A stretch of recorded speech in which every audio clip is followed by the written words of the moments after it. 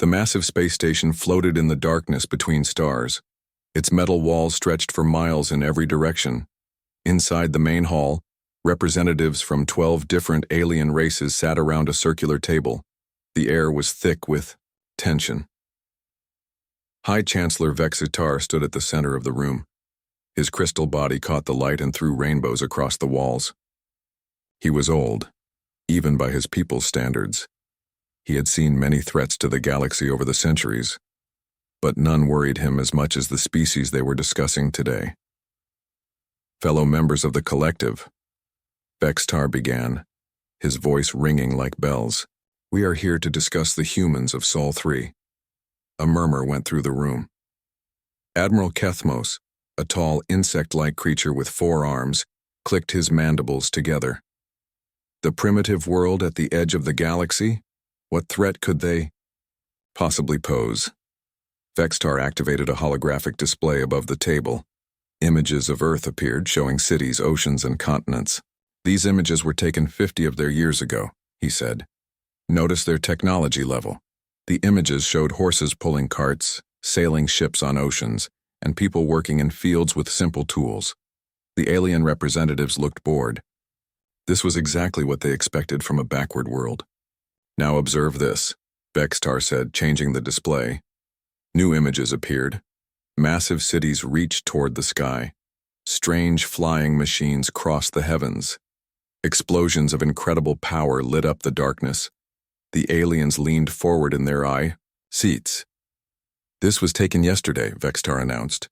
The room erupted in shocked voices. Dr. Yelandra, a flowing creature that looked like living water, spoke first. That is impossible. No species develops that quickly. The humans have done so, Vexitar replied. In just 50 years they have gone from simple tools to nuclear weapons. They have learned to fly.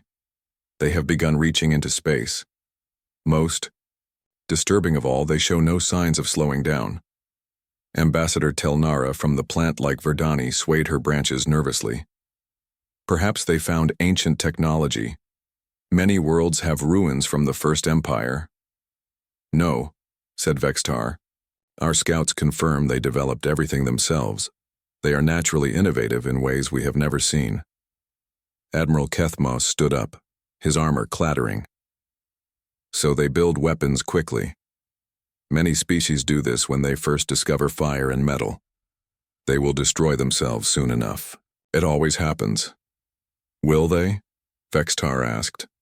He showed new images on the display. Humans were working together, building massive projects. They were exploring their world's oceans and preparing to visit other planets. These humans do something unusual, Admiral. They fight each other often, yes, but they also work together on a scale that defies explanation. The images showed millions of humans cooperating on projects that spanned entire continents. They built roads that crossed mountains and bridges that spanned vast rivers. They shared knowledge across their world in ways that amazed the watching aliens. They learned from each other, Dr. Yelandra observed. Each discovery spreads to their entire species within years. It took my people centuries to share knowledge between our different continents. Exactly, said Vexitar.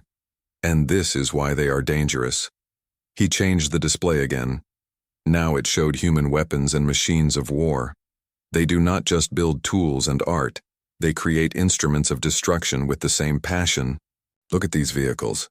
The aliens saw tanks that could level forests, aircraft that moved faster than sound, and ships that could destroy entire cities. All of this technology was less than a century old for the humans. In our models, Vexitar continued, we estimate they will develop faster than light travel within 50 more of their years.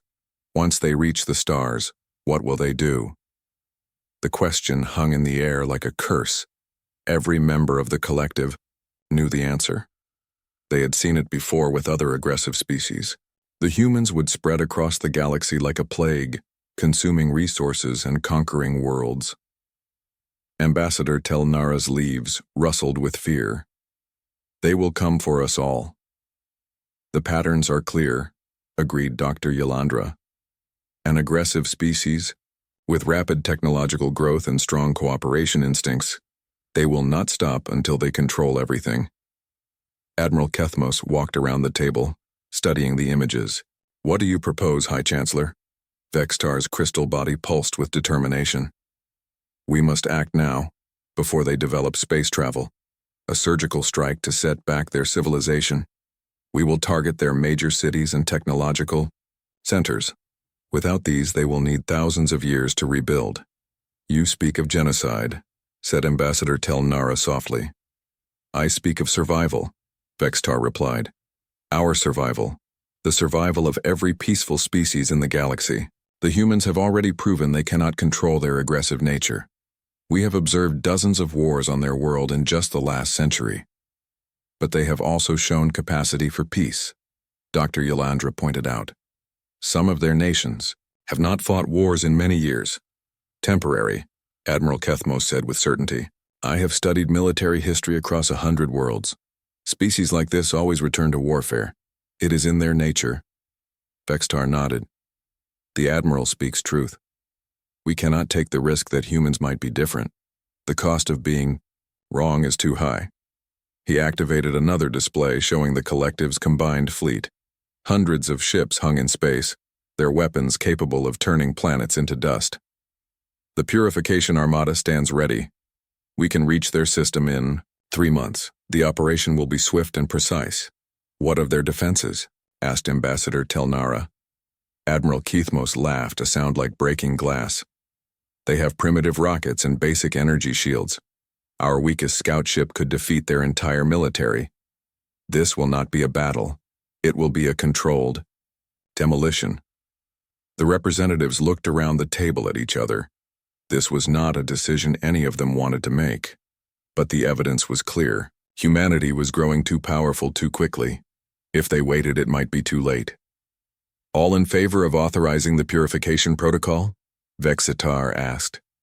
One by one, hands, claws, tentacles, and branches rose into the air. The vote was unanimous. It is decided, Vextar announced. Admiral Kethmos will lead the fleet to Sol 3. The human threat will be neutralized before it can spread beyond their world. As the meeting ended, the aliens filed out of the hall. Most felt relieved that the decision was made. A few worried about what they had just authorized. But all agreed it was necessary. Admiral Kethmos remained behind, studying the tactical displays. In 3 months, he would arrive at Earth. The humans would never know what hit them. Their rapid technological growth would be stopped permanently. He thought about the images of human weapons in cities. Impressive for such a young species, but nothing compared to collective technology. The humans had been unlucky. If they had developed in a different part of the galaxy, they might have had more time. But they were too close to collective space and too dangerous to ignore. The Admiral closed the displays and headed for his ship. In 3 months, the human problem would be solved forever. The galaxy would be safe from their aggressive nature. He never considered that the humans might already know the collective was coming. That was his first mistake. But it would not be his last. Admiral Kethmos stood on the bridge of his flagship, watching the blue and green planet grow larger on the main screen. 3 months of travel through hyperspace had brought the Purification Armada to the edge of the Sol system. Now Earth hung before them like a ripe fruit waiting to be picked. Scan results, Commander Zixana, he ordered. His second-in-command, a being made of shifting purple energy, flowed across the bridge to the sensor station. Confirming our intelligence reports, Admiral, the humans have 12 orbital stations, 47 military satellites, and approximately 200 spacecraft of various sizes. Kethmos clicked his mandibles in satisfaction. Pathetic. Our smallest escort vessel carries more firepower than their entire space force. The bridge crew buzzed with confident energy. They had come expecting a quick mission, and the humans were not disappointing them. Through the ship's sensors, they could see Earth's defenses preparing for their arrival. Human spacecraft were moving into formation around their planet. They know we are here, observed Commander Zixana. Of course they do, Kethmos replied. We are not hiding. Let them see us coming. Let them understand how hopeless their situation is. On the main screen, Earth's largest space station fired a communication beam toward the alien fleet. The translation came through immediately. Unknown vessels. This is Admiral Sarah Chen of the United Earth Defense Force. You are entering human space without permission. State your intentions or prepare to be fired upon. The bridge crew laughed at the human's boldness. Commander Zixana's energy form pulsed with amusement. Should we respond, Admiral? No, Kethmos said. Actions speak louder than words. He turned to his weapons officer. Begin the bombardment. Target their major cities first. New York, London, Tokyo, Moscow. Show them we are serious. The collective ships spread out across space around Earth. Each vessel was the size of a human city, bristling with plasma cannons that could melt continents. The flagship alone carried enough firepower to destroy everything on Earth's surface. Weapons charged and ready, reported the weapons officer. Fire. Beams of superheated plasma lanced down from space toward Earth. The first target was New York City. The beam struck the city center and expanded outward in a sphere of destruction. Buildings melted like ice in the sun.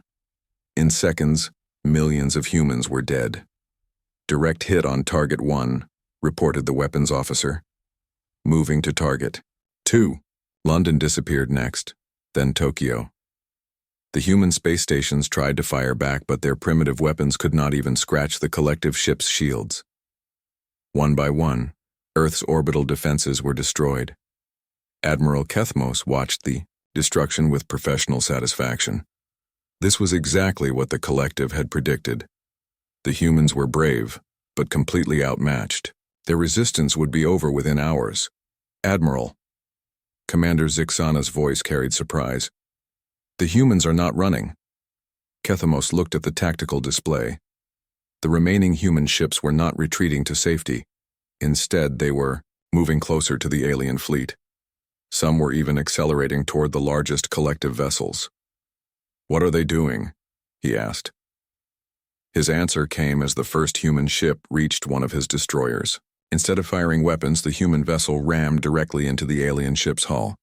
Both exploded in a ball of fire. They are conducting suicide attacks, Commander Zixana observed with something like respect in her voice. More human ships followed the first. They could not damage the collective vessels with their weapons, so they were using themselves as missiles. It was a desperate tactic, but it showed something Admiral Kethmos had not expected. The humans were not giving up. Ignore them, he ordered. Continue the bombardment. More cities died under the alien weapons. Sydney became a crater. Moscow was turned to glass.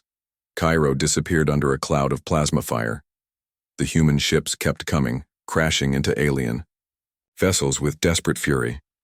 Sir, the weapons officer called out. The humans have weapons we did not know about. On the screen, a new type of human craft appeared. These ships were different from the others, sleeker, faster, and carrying strange devices that made space around them shimmer. Nuclear devices, Commander Zixana reported. They are detonating nuclear weapons inside our formation. The human ships were carrying their most powerful weapons directly to the alien fleet. Each explosion was suicide for the human crew, but they were doing significant damage to the smaller collective vessels. Admiral Kethmos felt a moment of doubt. This level of sacrifice was unusual. Most species surrendered when facing impossible odds, but the humans seemed willing to die before giving up. How many cities remain? He asked. 47 major population centers are still intact, reported the tactical officer. But our smaller ships have taken unexpected losses from the human suicide attacks. Then we finish this quickly, Kethmos decided. All ships, full bombardment. Target every city, every military base, every spaceport. Leave nothing intact. The alien fleet opened fire with everything they had. Earth's surface became a world of fire and death. One by one, humanity's greatest cities were destroyed. Tiao International Space Station exploded in a shower of metal and fire. Earth's moon bases went silent as plasma beams found them. Within 6 hours, the bombardment was complete. Earth's surface was scarred with craters where cities used to be. Smoke and dust clouds covered the continents. The blue oceans reflected the red glow of burning forests. Scan for survivors, Admiral Kethmos ordered. Scattered groups detected in rural areas, reported the sensor officer. No major population centers remain. No industrial capability detected. Technological infrastructure has been completely destroyed. Admiral Kethmos nodded with satisfaction. The mission was complete. Humanity had been pushed back to a Stone Age level of technology. It would take them thousands of years to rebuild, if they survived at all. Signal the Collective Council, he ordered. The human threat has been neutralized. As his communication officer sent the message, Admiral Kethmos looked one last time at the burning planet below. The humans had fought bravely. He would give them that. Their willingness to sacrifice themselves had been unexpected, but bravery alone could not overcome superior technology. The collective fleet began to withdraw from the Sol system. Behind them, Earth continued to burn. The Admiral felt a small sense of regret for what they had done, but he pushed it aside. This had been necessary. The galaxy was safer now. He never noticed the small sensor readings from the outer planets, the devices hidden on Mars, Europa, and Titan that were recording everything. The human bases that his scouts had missed because they were built inside asteroids and hidden in the ice of distant moons. Admiral Kethmos thought he had destroyed human civilization, but he had only destroyed their home. The humans themselves were scattered across their solar system, and they had seen everything the collective could do. They had learned, and they were very angry. As the alien fleet disappeared into hyperspace, the scattered human survivors began to send signals to each other. Admiral Sarah Chen's voice, broadcasting from a hidden base on Mars, reached every human settlement in the solar system. "Earth is gone," she said, her voice steady despite the tragedy. "But we are not. Remember what they did to us, remember our dead, and prepare for war." The collective thought they had won a great victory. They had no idea they had just made the worst mistake in galactic history. Dr. Yolandra flowed through the corridors of the collective research station, her liquid form rippling with concern. 6 months had passed since the attack on Earth, and something was wrong. The monitoring stations at the edge of collective space were detecting unusual signals from the Sol system. She entered the main laboratory where her team was analyzing the data. The room hummed with activity as various alien scientists worked at their stations. Display screens showed energy, readings, radio transmissions, and gravitational anomalies. "Show me the latest reports," she ordered. Her assistant, a small crystalline being named Tekvar, activated the main display. "The signals started 3 months ago, Doctor. At first we thought they were natural phenomena. Solar flares, perhaps, or magnetic storms. But now we know they are artificial. The patterns are too regular, too complex to be natural. Someone in the Sol system is broadcasting on frequencies we have never seen before." Dr. Yolandra studied the data with growing unease. The human system should have been silent, dead. The bombardment had been thorough. Every major city destroyed, every spaceport turned to ash. How could there be complex transmissions? "What about survivors?" she asked. The Admiral reported scattered groups in rural areas. Tekvar's crystal body flickered with doubt. "These signals are not coming from Earth, Doctor. They originate from the outer planets. Mars, Europa, Titan, and other locations we did not target." The implications hit Dr. Yolandra like a physical blow. The collective had assumed Earth was the center of human civilization. They had focused their attack on the planet itself, paying little attention to the small outposts on other worlds. "How many humans were on these outer colonies?" she asked. "Unknown," Tekvar replied. "Our initial intelligence focused on Earth.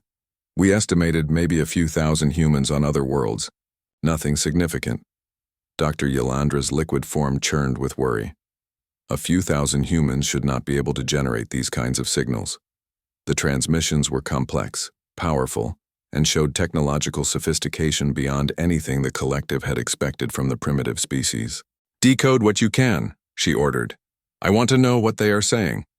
Her team worked for hours, their various forms of intelligence focused on the alien signals. Finally, Tekvar called out from his station, "Doctor, we have partial translation," of one transmission. It appears to be some kind of technical discussion. "Play it." A human voice filled the laboratory, speaking in their strange language.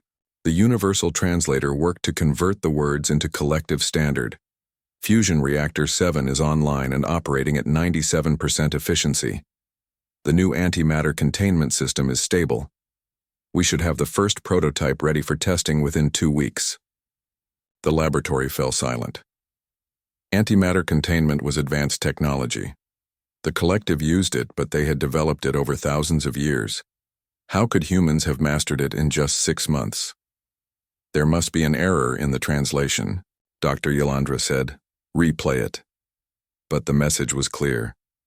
The humans were not just surviving. They were building something that required antimatter technology. Get me another transmission, she ordered. Tekvar found another signal, this one from a different location. Again, a human voice speaking technical specifications. This time they were discussing something called hyperspace manipulation and gravitational field generators. Dr. Yolandra felt a chill run through her liquid form. These were technologies the collective had taken millennia to develop. How could a primitive species master them so quickly? Doctor, another assistant called out. We are receiving a direct transmission. It is aimed specifically at our monitoring station. Impossible. The humans do not know where our stations are located. Nevertheless, they are transmitting directly to us. Should I put it on the main screen?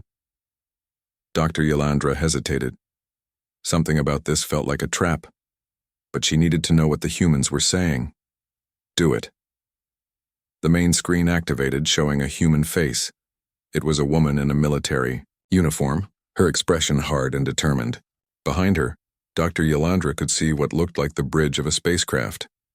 But the technology visible in the background was far more advanced than anything the collective had seen from humans before. Greetings, collective observers, the human said. This is Admiral Sarah Chen of the United Earth Defense Force. I know you're listening. Dr. Yolandra's team exchanged shocked looks.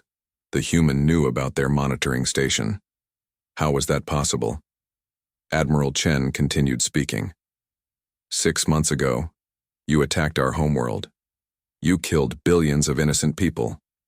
You thought you had destroyed our civilization. The Admiral paused, her eyes seeming to look directly at Dr. Yolandra through the screen. You were wrong. The transmission cut to new images. Human bases on Mars that had not existed 6 months ago. Massive construction projects in the asteroid belt, ships being built that dwarfed anything the collective had seen in the original intelligence reports. You taught us something valuable. Admiral Chen's voice continued over the images. You taught us that the galaxy is not a safe place. You taught us that peaceful species can be destroyed without warning. You taught us that we need to be ready for war. The images showed human weapons being tested, energy beams that could slice through asteroids, missiles that seemed to bend space around themselves, technology that should have been impossible for such a young species. We have spent 6 months preparing, Admiral Chen said, reappearing on the screen. We have analyzed every piece of your technology we could recover from the wreckage of our world. We have learned. We have adapted. We have improved. Dr. Yolandra realized she was witnessing something unprecedented in galactic history, a species that had not just survived a devastating attack, but had used it as motivation to advance their technology at an impossible rate. You wanted to set us back thousands of years, Admiral Chen continued. Instead, you gave us the greatest gift possible. You gave us a reason to unite. You gave us a common enemy. You gave us purpose. The transmission showed more images, humans working together across their solar system, scientists sharing discoveries, engineers building weapons, and ships with desperate efficiency. An entire species focused on a single goal. We know where you come from, Admiral Chen said. We know about your 12 species. We know about your fleets and your worlds. We have been watching you just as you watched us. The screen showed images of collective worlds taken from impossible distances. Someone had been spying on them without their knowledge. In 2 years we will be ready, Admiral Chen announced. We will come for you. Not as conquerors, but as justice. You tried to commit genocide against our species. We will not forget. We will not forgive." The transmission ended abruptly, leaving Dr. Yolandra's laboratory in stunned silence. For long moments, nobody moved or spoke. Finally, Tekvar found his voice. "Doctor, what do we do?" Dr. Yolandra was already moving toward the communication station. "We contact the High Chancellor immediately. The Council needs to know about this." As she sent an emergency signal to the collective capital, she realized the true magnitude of their mistake. They had not stopped a threat. They had created one. The humans were no longer the primitive species they had observed. The attack had transformed them into something new, something dangerous, something that was coming for them. "Doctor," Tekvar called out quietly. "The humans. How did they advance so quickly? This level of technological development should be impossible." Dr. Yolandra paused in her work. She had been wondering the same thing. The answer, she suspected, was something the collective had never encountered before. "Perhaps," she said slowly, "we underestimated what humans can do when they are truly motivated." Outside the laboratory, space seemed darker than before. Somewhere in that darkness, humans were building ships and weapons, planning their revenge, getting ready for war. The collective had wanted to prevent a human threat from reaching the stars. Instead, they had guaranteed that when humans finally came, they would come as an enemy unlike any the galaxy had ever seen. High Chancellor Vextar stood before the emergency session of the Collective Council, his crystal body pulsing with an angry red light. 2 years had passed since Dr. Yolandra's disturbing report about human signals. Now they faced a crisis that threatened the very foundations of their civilization. 17 monitoring stations have gone silent in the past 6 months, he announced to the assembled representatives. All of them were located in the outer regions of our space, closest to the Sol system. Ambassador Telnara's leaves rustled with worry. "Equipment failures happen, High Chancellor. Perhaps solar storms or cosmic radiation damage their systems." "That was our initial assumption," Vexitar replied, "until we sent investigation teams to 3 of the missing stations." He activated the holographic display above the council table. Images appeared showing twisted metal wreckage floating in space. The remains of what had once been sophisticated monitoring outposts now looked like they had been torn apart by some incredible force. "This was Station Omega-7, Vextar said. "Notice the pattern of damage. The metal has been heated to extreme temperatures, then cooled rapidly. The power core was surgically removed. The computer systems were completely stripped out." Admiral Kethmos leaned forward, his insect features showing confusion. "What could do this? Our stations have shields that can withstand meteor impacts and energy weapons."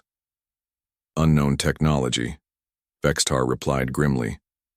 "But we have sensor readings from the final moments of Station Delta 12. New images appeared on the display. Grainy sensor data showed a sleek shape approaching the station. The vessel was unlike anything in the collective database. It moved with impossible grace, bending around the station's defenses like they did not exist. The attack lasted 17 seconds, Vextar continued. Whatever weapon they used, it cut through our strongest armor like tissue paper. The entire station crew of 43 beings was gone before they could send a distress signal. Dr. Yolandra flowed into the council chamber, her liquid form moving with obvious urgency. "High Chancellor, we have new intelligence. One of our deep space reconnaissance ships encountered the attackers directly." The council members turned their attention to the newcomer. Dr. Yolandra was known for her calm scientific approach. If she was showing this level of concern, the situation was worse than they had imagined. "Show them," Vextar ordered. Dr. Yolandra activated her personal display device. The scout ship Whisper's Edge was investigating the disappearance of Station Gamma 15 when they detected an unknown vessel. The display showed sensor readings from the scout ship's encounter. A massive vessel appeared on the screens, larger than any ship in the collective fleet. Its hull was dark, almost black, with strange geometric patterns that seemed to absorb light. "The ship's technology is unlike anything we have seen," Dr. Yolandra continued. "It appears to bend space around itself, making conventional sensors almost useless. Our scout ship barely escaped. Did they identify the attackers? Asked Ambassador Telnara. Yes, Dr. Yalandra replied. The ship was human. The council chamber erupted in shocked voices. Admiral Kethmo stood up so quickly his chair toppled over. Impossible. We destroyed their technological capability. They should not even have basic spacecraft, let alone ships that can challenge our technology. The evidence is clear, Dr. Yalandra said firmly. The Whisper's Edge recorded a brief communication from the human vessel before it escaped. The message was short but unmistakable. She played the recording. A human voice spoke in their strange language, but the universal translator made the meaning clear. Tell your leaders that Admiral Chen remembers Earth. The chamber fell silent. Every member of the council understood the implications. The humans had not only survived the bombardment of their homeworld, they had somehow developed technology that surpassed collective capabilities. High Chancellor Vextar's crystal body flickered with deep concern. How is this possible? Our attack was thorough. We monitored their technology level for decades. They were centuries away from developing faster-than-light travel. Perhaps, Dr. Yalandra said carefully, we underestimated their adaptive capabilities. Human learning patterns are unlike anything we have observed in other species. They seem to accelerate technological development when faced with existential threats. Admiral Kethmos paced around the chamber, his forearms gesturing angrily. This is unacceptable. We need to launch another attack immediately. Destroy their remaining colonies before they can threaten us further. With what? Vextar asked pointedly. If their technology has advanced beyond ours, sending our fleet might be suicide. Then we evacuate, suggested Ambassador Telnara. Move our populations to the far side of the galaxy. Let the humans have this region of space. And abandon billions of our people? Dr. Yalandra objected. Our industrial worlds, our cultural centers, our entire civilization is here. We cannot simply run away. The argument continued for hours, but no solution emerged. The collective had built their power on technological superiority. Now they faced an enemy that had somehow leapfrogged past them in just 2 years. Finally, Vextar called for silence. We need more information. Dr. Yalandra, what do your research teams estimate about human capabilities? Dr. Yalandra's form rippled with worry. Based on the wreckage we have analyzed, and the sensor readings from our encounters, human technology appears to be several centuries ahead of ours. Their weapons can penetrate our strongest shields. Their ships move faster than anything we have built. How? Admiral Kethmos demanded. How can a primitive species advance so quickly? I have been studying their history, Dr. Yalandra replied. Humans have a unique trait among galactic species. When they face destruction, they do not just adapt.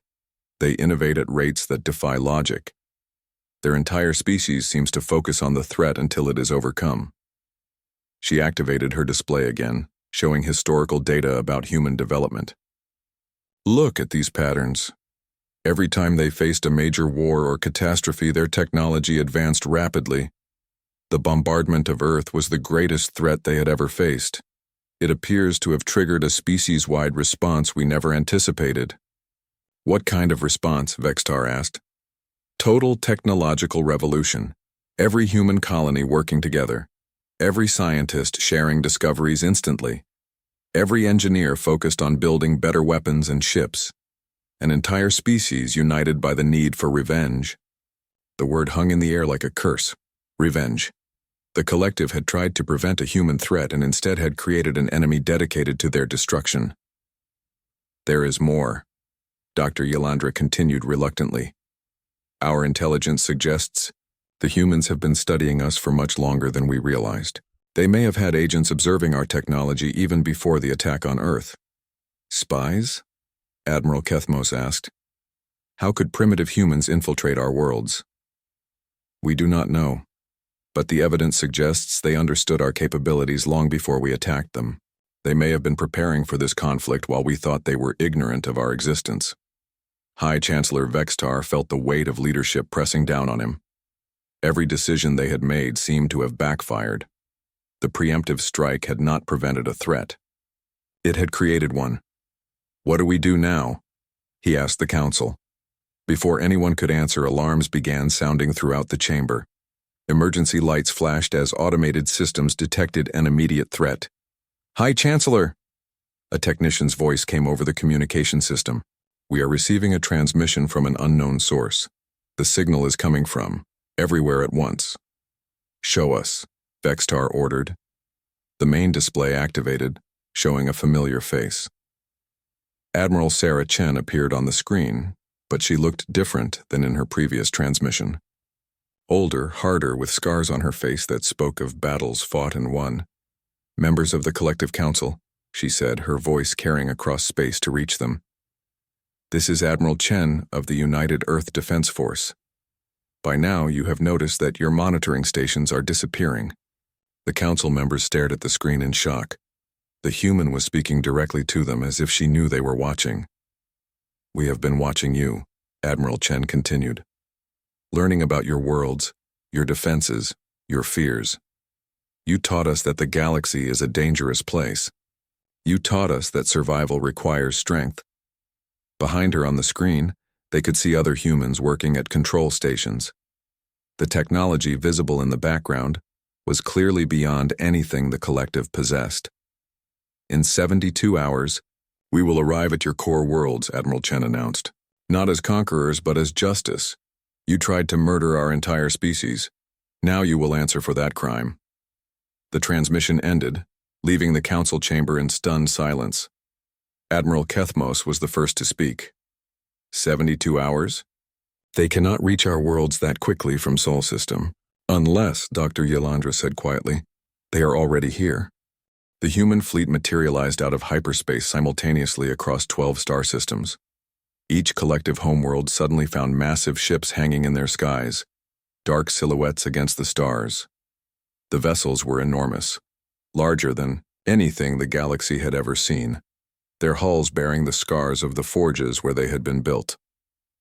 On the collective capital world of Nexus Prime, High Chancellor Vexitar stood in his crystal tower, watching the human ships take positions around his planet.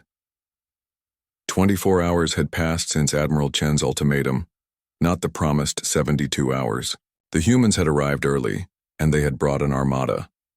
Report, he ordered his defense coordinator. 37 human vessels in our immediate space, came the reply. Each one is approximately 5 kilometers in length. Our sensors cannot penetrate their hull armor, but energy readings suggest power systems beyond our understanding. Vextar's crystal body pulsed with barely controlled fear. Through his tower's windows, he could see one of the human ships directly overhead. It blocked out the sun, casting his city in shadow. On its hull, he could make out strange symbols and what looked like names written in human script. The largest ship positioned itself directly above the capital city. Its hull bore the designation Terra's Vengeance in letters 100 meters tall. This was Admiral Chen's flagship, come to deliver judgment on those who had destroyed Earth. Across the collective's 12 worlds, similar scenes were playing out. Human fleets had appeared at every major population center, every military installation, every government complex. The coordination was perfect, the timing flawless. It was clear the humans had been planning this moment for 2 years. Sir, the communications officer called out. We are receiving a transmission from the human flagship. Put it through. Admiral Sarah Chen's face appeared on the main screen. She looked older than in her previous transmissions, worn by 2 years of preparation for this moment. Behind her, the bridge of her ship was a marvel of advanced technology. Humans worked at control stations that seemed to respond to thought as much as touch. High Chancellor Vextar, she said. We meet at last. Admiral Chen, Vextar replied, trying to keep his voice steady. Your fleet has entered collective space without authorization. This is an act of war. Chen's expression did not change. War? We are not here to start a war, High Chancellor. We are here to finish one. You started this conflict when you bombarded Earth. We are simply here to conclude it. The attack on your world was a defensive measure, Vextar protested. Our analysis showed that humanity posed a threat to galactic stability. And now, Chen asked, What does your analysis show now? The question hung in the air like a weapon. Everyone knew the answer. The humans had become exactly what the collective had feared they might become. But they had only become that way because of the collective's actions. We can negotiate, Vextar said. Perhaps we can reach an understanding. Chen shook her head. Understanding? You murdered 3 billion innocent people. Children, families, artists, teachers, farmers. People who had never heard of the collective, never posed any threat to anyone. You killed them all because you were afraid of what we might become. On screens throughout the collective's worlds, the same conversation was taking place. Human admirals speaking to alien leaders delivering the same message. The time for negotiation had passed. You have 72 hours to surrender unconditionally, Chen announced. All military forces will be disbanded. All weapons of mass destruction will be destroyed. Your governments will submit to human oversight while we decide what to do with you. And if we refuse? Vextar asked. Chen's expression hardened. Then you will discover what we became while you were celebrating your victory over Earth. To demonstrate her point, Chen gave a simple order to her weapons officer. Target the moon of Nexus Prime, minimal power. A beam of energy lanced out from the human flagship toward the small moon that orbited the collective capital world. The beam struck the moon's surface and the entire celestial body simply ceased to exist. One moment it was there, the next it was gone, reduced to dust that scattered in the solar wind. The demonstration was clear. The humans possessed weapons that could destroy planets with casual ease. If they chose to fight, there would be no contest. How? Vexitar asked, his voice barely a whisper. You taught us, Chen replied. When you destroyed Earth, you showed us that the galaxy does not respect weakness. You showed us that survival requires strength, so we became strong.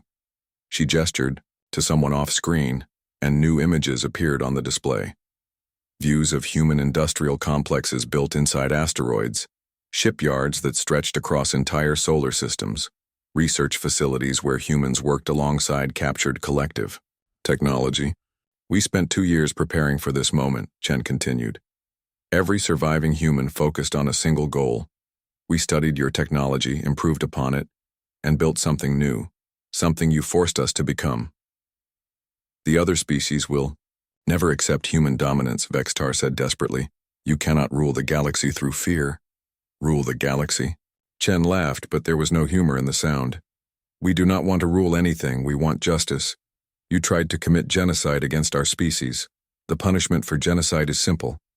Around Nexus Prime, more human ships decloaked.